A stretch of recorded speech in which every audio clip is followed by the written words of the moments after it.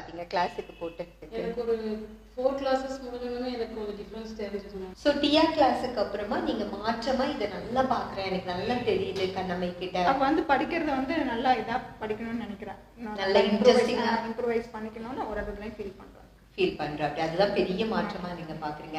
Sanda food the day she was born till now she was not ரொம்ப எங்களுக்கு ரொம்ப வரி அது இருந்தது. ஃபுட் கரெக்ட்டா சாப்பிடுறதுல அப்படிங்க. she was not willing at all. இதுதான் அப்படிங்கிறது வந்து ஃபுட்ல வந்து அவ சுத்தமா கிடையாது.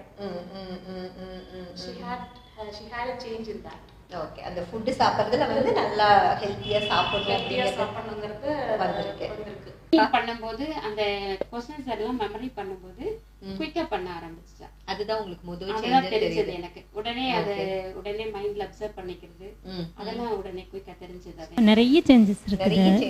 எதுல சேஞ்சஸ்? பிஹேவியர்ல வருது. பிஹேவியர் வைஸ் டைமிங் ரொம்ப பர்ஃபெக்டா டைமிங் கீப் அப் பண்றது. காலையில 5:30க்கு அந்த எக்ஸசைஸ் அப்படினா 5:30க்கு முன்னாடியே எந்திரிச்சு முன்னாடிலாம் பிஹேவியர்ல தான் நிறைய சேஞ்சஸ். பிஹேவியர் வைஸ் முன்னாடி வந்து ரொம்ப கூச்ச சுபாவம், யார்கிட்டயும் போய் டக்குன்னு பேசிட மாட்டா.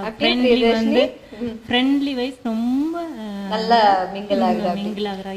இதுக்கு முன்னாடி அந்த மாதிரி ரீச் ஆயிருக்கா? 100 போட்டுருக்கும் போதுங்க வந்து 50-55 அந்த ரேஞ்ச்ல வரும். ஓகே, ஆனாலும் ஒரு மேக்ஸ்னா ஒரு பயங்கர டென்ஷன் இருந்துட்டு இருக்கு வீட்ல.